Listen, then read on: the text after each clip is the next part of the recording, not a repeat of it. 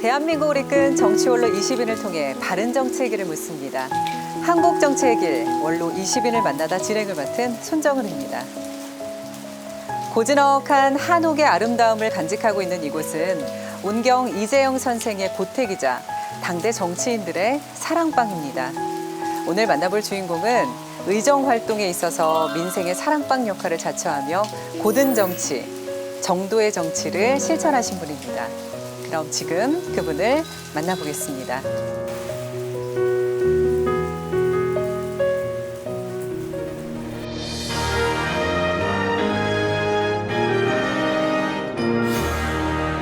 의장님. 어서 오세요. 반갑습니다. 어서 오세요.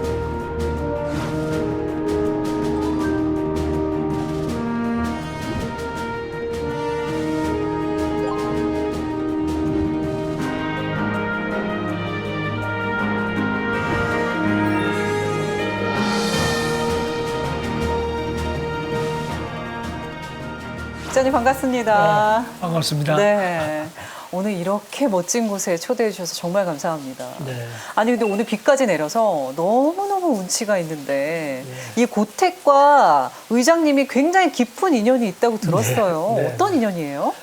지금 저 운경 이재형 의장님은 네. 저한테는 정치적인 첫 스승이십니다. 첫 스승이신데 의장님께서는 저를 강의원이라고 안 부르고 강군 이렇게 부르셨습니다. 그래서 제가 1980년 이후에 여기 이 댁에 오면은 같이 겸상해서 아침밥도 주시고 저녁밥도 주시고 그러셨어요. 여기를 오셔서 이 집은 아마 여야 언론을 막론하고 여기 다 사랑방 역할을 했던 곳입니다. 정말 역사가 깊은 곳입니다. 네. 오늘 이곳 운경 고택에서 의장님하고 나눌 대화들이 저는 너무 기대가 됩니다. 오늘 잘 부탁드립니다. 감사합니다.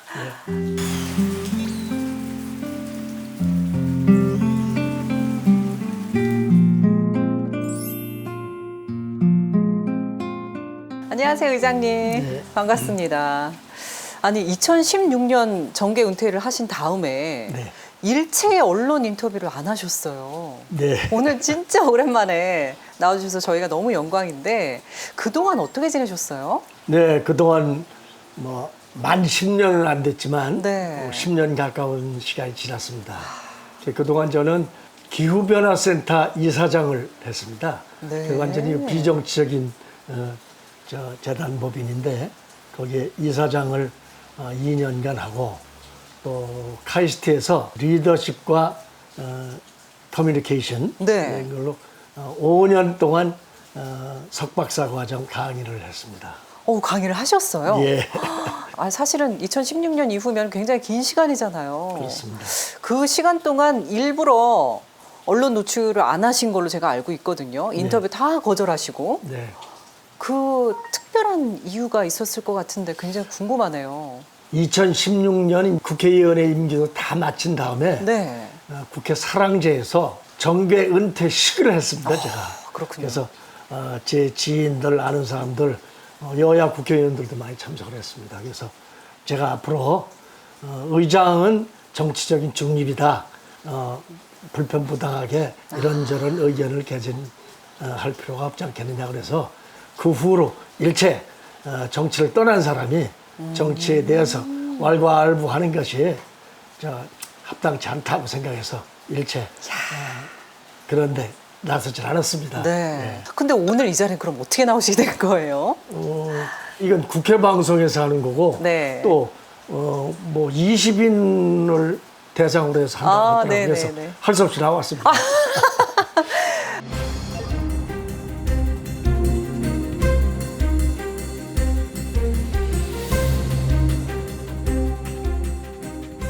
육선 국회의원을 하셨습니다. 굉장히 긴 시간이죠. 그동안 의정활동을 굉장히 활발히 하셨는데 기억에 남는 의정활동은 어떤 게 있었는지 궁금해요. 저는 보건사회위원회, 그때는 지금은 보건복지위원이라고 그랬지만 그때는 보건사회위원이었습니다. 보건사회위원을 6년, 그러니까 3텀을 했습니다. 2년씩 3텀을. 예, 3텀을 했는데 그 중에 최저임금법을 네. 제가 의원 입법으로 1986년 말에 의원 입법으로 통과시켰습니다. 그때는 왜 최저임금법을 만들었냐 하면 예. 구로공단, 또 방적, 전자부품 이런 데 월급이죠. 네네. 월 10만 원 미만의 임금 여성 근로자들이 굉장히 많았습니다. 월급을 10만 원도 못 줬어야 되겠느냐. 적어도 10만 원은 남겨줘야 되지 않느냐. 최저로. 예, 그래서 그때 최저임금 하한선을 10만 원으로 잡고 경제부처와 난항의 난항을 거쳐서 협의를 했습니다. 그 다음에는 과학기술정보통신위원을 6년을 했습니다. 정보통신부에서 PCS, 그러니까 지금 핸드폰이죠. 예. 핸드폰 운영 방식을 CDMA로 할 거냐, 네. TDMA로 할 거냐 하는 운영 방식을 결정하는 국가 표준을 정할 시기가 됐었습니다. 네.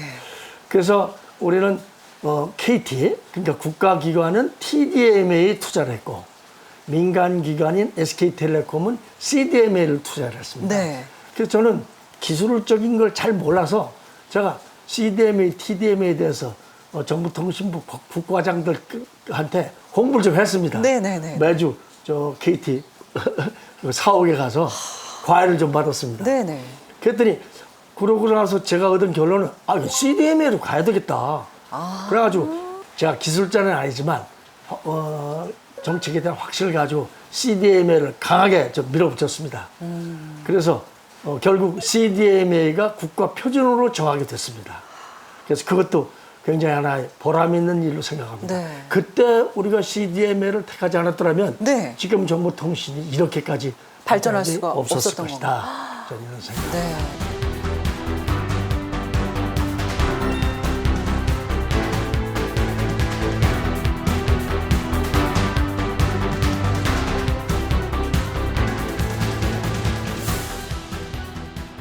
아니 의장님도 김대중 정부 당시에 과학기술부 장관을 하셨잖아요. 예. 근데 그때 이야기가 정말 궁금한 게 그때 이제 통폐합이 좀 이루어져서 예. 과학기술부가 좀 존폐 위기에 있었는데 예. 끝까지 주장해서 그거를 또 존속을 시키셨죠. 예. 네, 그때 이야기 들어보고 싶습니다. 이건 조금 얘기가 빗나가는지 모르겠는데 네. 제가 보건사회위원회와 기술정보통신위원회에 가게 된 연유 오. 바로 이 자리입니다. 이 자리. 아, 이 자리요? 저기 지금 저 자리가 이 방이요? 예, 당선이 돼서 운경 선생님께 제가 제 의장님 제가 인사를 드리러 가겠습니다. 그러니까 우리 집으로 아침 먹으러 와 그러시더라고요. 이 장소에서 아침을 먹게 이제 밥상을 어머나. 맞이대했습니다. 네. 근데 선생님께서 그러시더라고요. 강군, 자네 상임위원회를 어딜 가나? 그러시더라고요. 그래서 글쎄요, 저는 아직 크게 생각을 못 해봤습니다. 자네 나이가 한 살이라도 적을 때 네. 보사위원회나 경과위원회를 갖게, 경과위원회는 경제과학위원회입니다. 경과위원회를 가게, 거기 가서 나이가 한 살이라도 젊을 때 공부를 하게.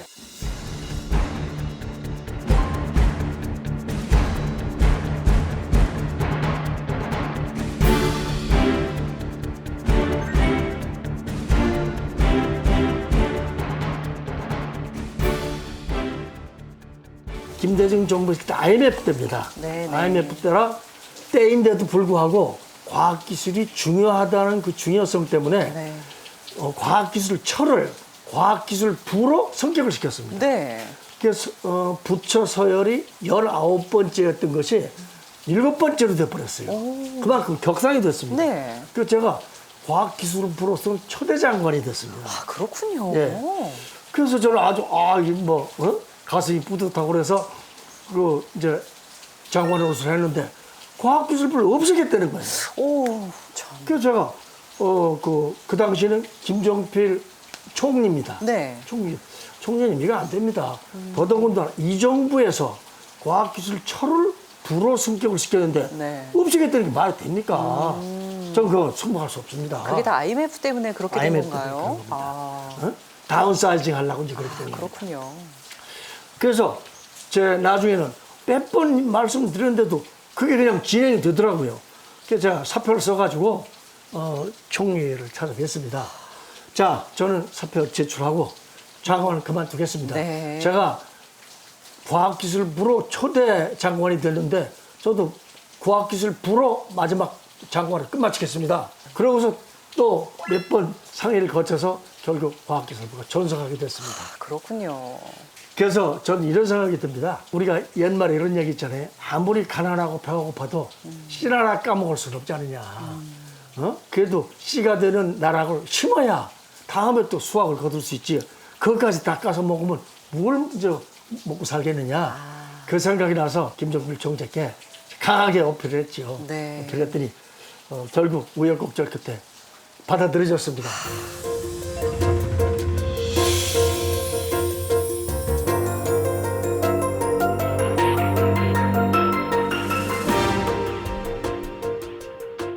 과학기술부 장관도 하셨고 어쨌든 과학 분야에 정말 많은 정책과 성과를 이뤄내셨잖아요. 근데 최근에 연구 개발비를 삭감하는 일이 있었습니다. 이게 최초라고 하던데 또 그걸 보시면서 또 어떤 생각이 드셨는지 궁금합니다. 과학기술 분야의 발전을 위해서는 네. R&D 비용, 연구개발 비용이 많을수록 좋습니다. 네네. 많을수록 좋습니다. 그러나 우리나라는 그렇게 경제적으로 충분한 여유가 있는 나라는 아닙니다. 어떻게든지 아끼고 효율적으로 사용해서 최대의 효과를 내는 것이 가장 중요한 정책의 주안점이라고 봅니다. 그렇기 때문에 한정된 재원을 어떻게 효율적으로 쓰느냐의 문제인데 제가 과학기술부 장관 때도 과학기술특별법을 하나 만든 게 있습니다. 그때 그 과학기술특별법의 문제는 뭐냐면 R&D 비용에 관한 문제입니다. 그 당시 맥킨지에다가 우리 R&D 비용이 제대로 쓰이는지를 컨설팅을 한번 했습니다. 맥킨지에서 뭐라고 답변이 왔냐면 R&D 비용이 중복 투자가 많이 있다. 예를 들자면 자동차 분야에 과기부에서도 투자하고 산자부에서도 투자하고 이거는 조금 줄였으면 좋겠다는 결론을 저희한테 주었습니다. 그래서 그때 뭐냐면 국가과학기술위원회라는 걸 만들었습니다. 국가과학기술위원회라는 걸 만들어서 R&D 예산에 대해서 직접 심의를 하자. 이 국가과학기술위원회가 심의를 해서 그걸 좀 조정을 해보자. 네네. 그래서 중복 투자를 줄이자.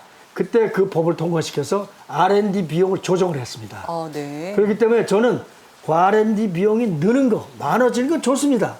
그러나 우리가 한정된 자원을 효율적으로 쓰려면 꼭 감시 기능은 있어야 되겠다. 그렇기 때문에 지금 줄이는 것이 뭐 대폭 반으로 자른다든지 이건 안 되겠지만 그래도 규모의 경제에 맞게 규모의 R&D 예산이 쓰여졌으면 좋겠다. 이야기 들어보면 정말 마음속에 이 강한 신념, 뚝심이 막 느껴지는데요. 근데 그 국회의원 전체 생활에서 제가 살펴보니까 낙선이 3번 예. 있으시더라고요. 한 번 있고 그다음에 2번 연달아서도 낙선을 하시고. 근데 그 시간이 굉장히 고난의 시간일 것 같습니다. 그 시간을 어떻게 보내셨는지 궁금해요. 국회의장을 하신 분들 중에서는 네. 낙선을 하신 분이 거의 없습니다. 한 근데 번도? 김수환 의장님께서는 한 번 낙선을 하셨던 것 같아요. 그래서 전 3번을 낙선을 했습니다. 그럼 3번 유일하신 거네요. 예, 처음입니다. 13대에 한 번 낙선을 했고, 그 다음에 17대, 18대는 연거푸 낙선해서 8년을 쉬었었습니다. 와. 처음 낙선했을 때는 제가 아주 젊었을 때입니다. 참 힘들더라고요. 그래서 이걸 어떻게 극복을 해야 되느냐, 내가 이걸 못 견뎌내면은 앞으로 어떻게 살아갈 수 있겠느냐. 와. 그래서 우선 첫 번 낙선했을 때 처음에는 그 어려운 국면을 견디기 위해서 한여름에 지리산에 가서 내가 2달 동안을 백운산 밑에 있는 민가에서 네. 방을 얻어가지고 2달 동안 있었습니다. 정말요? 예, 2달 동안 있으면서 그 당시에 제가 마부작침이라는 고사를 읽은 적이 있습니다. 마부작침은 뭐냐면 이백이가 중국 시인이 이제 공부를 산에서 하다가 이 정도 됐으면 됐겠다 싶어서 막 내려오니까 오다 보니까 어떤 개울가에서 한 노파가 네. 할머니가 도끼자루를 도끼 쇠 네, 네. 그걸 바위에 갈고 있어요. 그래서 할머니 지금 뭘 하고 계십니까? 그러니까 내가 이 도끼 이걸 갈아서 바늘을 만들라고 하는 걸세. 바늘이요? 바늘. 예. 그러니까 이 베이가 아니 어느 세월에 그게 바늘이 되겠습니까? 그러니까 그 할머니가 내가 그만두지만 않는다면 언젠가는 바늘이 될 걸세. 그 얘기를 딱 듣고 아이고 내가 이거 공부가 모자라도 한참 모자라구나. 그리고 다시 산으로 올라갔답니다. 그게 마부 작침입니다. 네. 근데 그거를 읽고 나서 제가 철근 또막을 2개를 잘라가지고 숫돌 하나 가지고 지리산에 가서 2달 동안 물가에 넣고 숫돌을 그걸 갈았습니다. 아, 그걸 직접 정말 갈았습니다. 실천하신 거예요? 아침 저녁으로 갈았습니다. 그래서 2개를 젓가락을 만들어 가지고 왔습니다. 어머, 바늘은 아니어도 젓가락이 바늘은 못 만들었습니다. 젓가락이 예. 됐나요, 정말로? 젓가락만 갈았죠. 2달을 갈았는데. 아침 저녁으로 막 열심히 갈았습니다. 세상에. 한 곳에 집념을 가지고 몰두하면은 모든 것이 이루어질 수 있다 하는 작은 가능성을 저는 봤습니다. 그렇군요.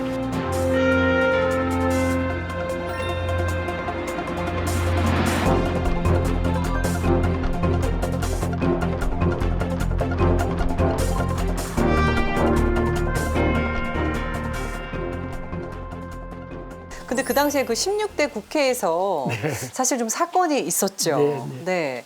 이른바 의원 꺼주기라고 하는 그 사건이 있었는데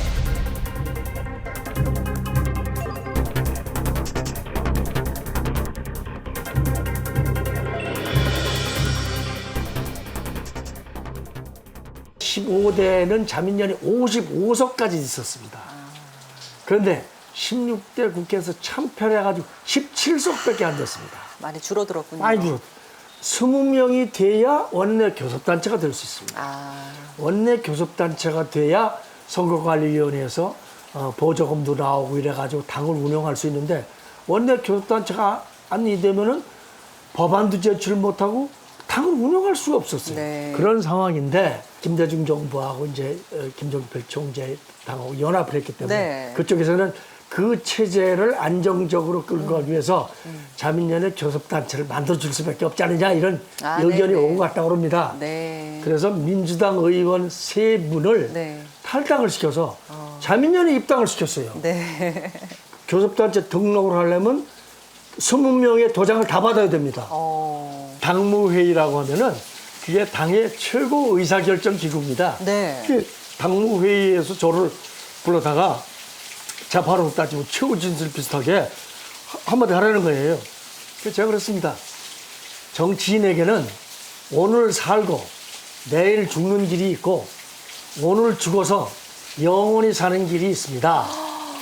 저는 오늘 죽어서 영원히 사는 길을 택하겠습니다. 그리고 저 나와버렸어요. 그랬더니 그 후에 저를 당무회에서 제명을 시켰습니다. 어머나. 그래서 전 자민련에서 제명을 당했습니다. 의장님 얘기 듣다 보니까 이렇게 자신의 소신대로 정치를 이게 옳은 길이다라고 하지만 또 뜻하지 않게 굉장히 비난을 받게 되고 그리고 어려운 길이잖아요. 그렇습니다. 그러니까 지금 현재 혹시나 이런 상황에 있는 정치 후배들이 있다면 그 후배들에게 어떤 조언을 해주고 싶으세요? 초심으로 가야죠. 초심. 초심. 저는 젊은 나이에 국회의원이 됐습니다. 네. 그때 의원 선서를 하면서 제가 한 말이 있습니다. 나는 정직한 정치인, 책임을 질 줄 아는 정치인, 내일을 생각하는 정치인이 되겠다. 그렇게 3마디를 했습니다. 전 그래서 그런 후배가 있다면 네. 또 간혹 그런 후배들이 눈에 띄기도 합니다. 네. 일단 초심대로 가라. 생각대로 가라. 그래야 후회가 없고 그래야 정치적으로 클 수 있다. 오늘 살고 내일 죽는 길이 있고 오늘 죽어서 영원히 사는 길이 있다. 그러면 오늘 죽어서 영원히 사는 길을 택하는 것이 맞지 않겠느냐. 네. 이렇게 생각합니다.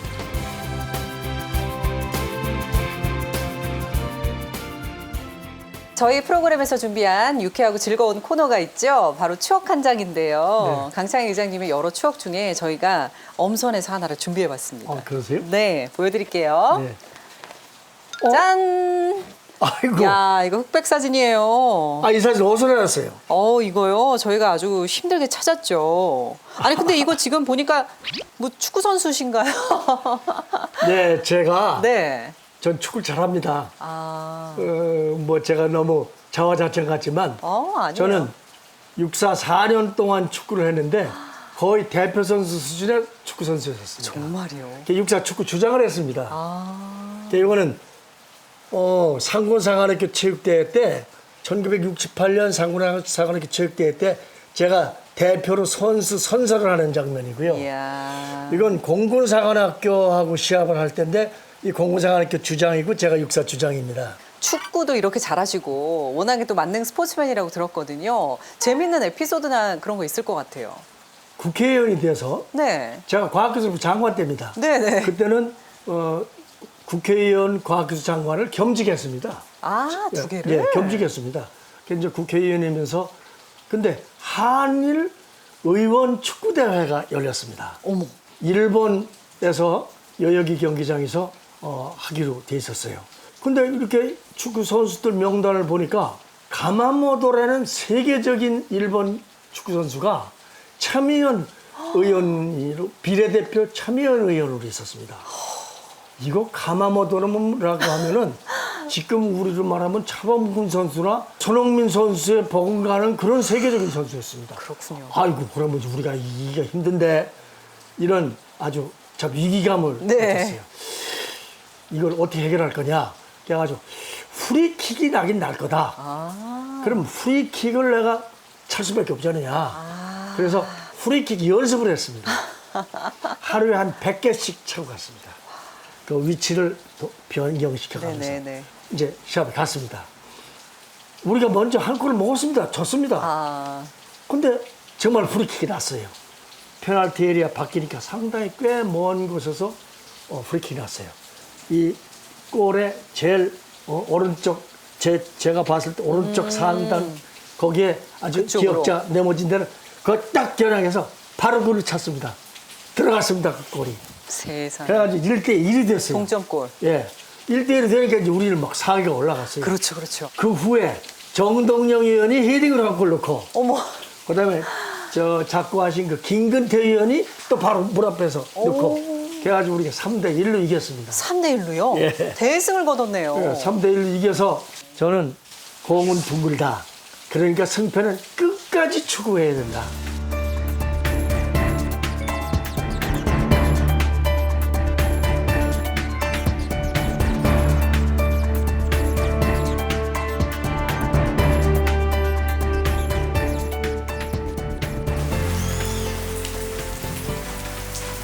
(19대) 전반기 국회의장을 네. 또 역임하셨습니다. 네. 그때 여야가 큰 충돌 없이 협의를 좀 대체적으로 잘 이어갔던 걸로 알고 있는데 양당 갈등이 있을 때 어떤 식으로 협의를 하셨는지 궁금합니다. 그때도 여야 간에 첨예하게 대립되는 상황은 몇 군데가 있었습니다. 네. 여야 간에는 우선 타협해야 된다. 타협해야 된다. 그러나 강자가 손톱만큼만 양보해라. 오. 많이도 필요 없다. 아. 손톱만큼만 양보해라. 그만큼만 양보하면 해결이 된다. 그리고 절대승, 완승, 완패는 없다. 여야 간의 정치에 있어서는 완승, 완패여서는 안 된다. 비교해야 된다. 완승은 완패로 연결 지어질 수 있고 완패는 또 완승으로 될 수도 있다. 그렇기 때문에 완승, 완패에 집착을 가지지 말라.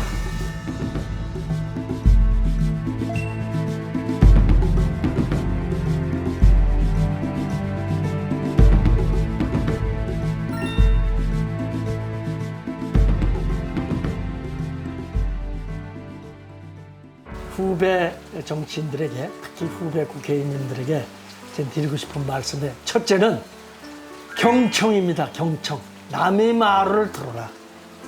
남의 말을 들어야 해법이 나온다. 두 번째는 겸손해야 됩니다. 영어에 understand라는 말이 있습니다. 남을 이해하려면 남보다 아래에 서야 이해가 됩니다. upper stand에서는 남이 이해가 되질 않습니다. understand 해야 됩니다. 그거는 그 겸손을 얘기합니다. 남의 말을 잘 듣고 겸손하면은 다 해결됩니다. 여행을 떠났습니다. 76일 동안 배낭 하나만 메고 정말 무전여행 아닌 무전여행 비슷하게 여행을 떠났습니다. 야, 세상에 넓구나. 야, 내가 정말 국회의원으로서 해야 할 영역이 많구나 하는 걸 느꼈습니다.